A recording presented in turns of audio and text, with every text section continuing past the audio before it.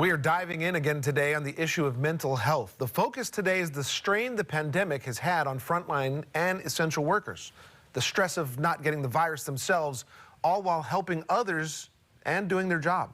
What are the symptoms and signs? Mental health so important right now, and some of the frontline essential workers are feeling overwhelmed. We want to talk now with Dr. Michael Champion from the Department of Health Adult Mental Health Division about this. Thank you for joining us again on Living at a Weight. Good to be here. Thank you for being interested in this topic. It's an important one. It sure is. So let's just dive in there. Everyone is feeling this in different ways, but tell me about the particular attributes that might be impacting some of our essential frontline workers.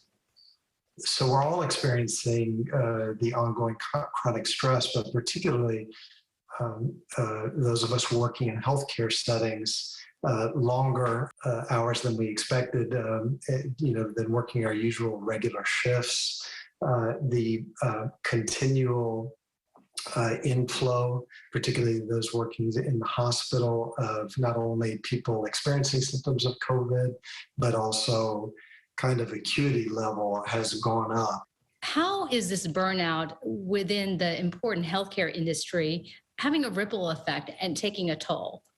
With the volume of people who need the care going up and the variety of settings where the care needs to be delivered, not only in the hospital and clinics, but in community pop-up sites or mobile vaccine clinics, et cetera, it's really taxed our baseline ability to have enough healthcare providers to meet the demand. But the other thing, as the pandemic goes on and strain and stress go on, then people have become overwhelmed and have either stopped working or are working less to kind of cope with the strain and stress that they're under.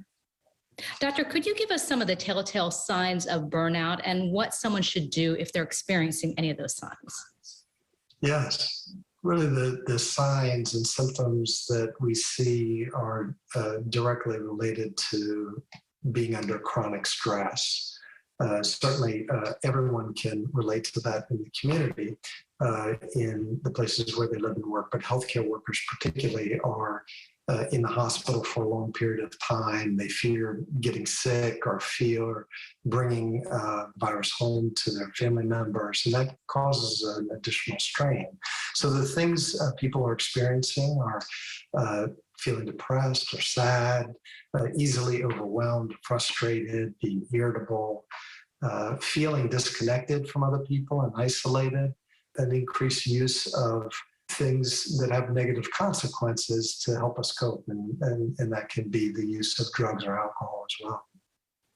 So if healthcare workers are experiencing these kind of signs and symptoms, it's extremely important to get some help.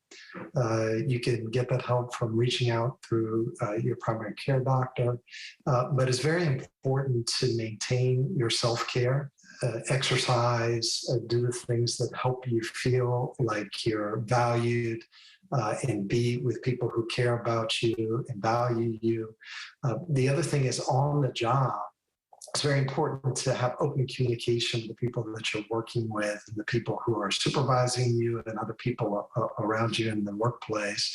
It's important to take regular breaks. A big impact of the pandemic is an ongoing and constant work schedule, and we've all gotten used to not taking breaks, and we need to do that. We need to focus on healthy eating habits, getting regular exercise, making sure that we're sleeping. The other piece is that it's very helpful to maintain a consistent schedule, and that's particularly important with getting good sleep, going to bed at a regular time, getting up at a regular time.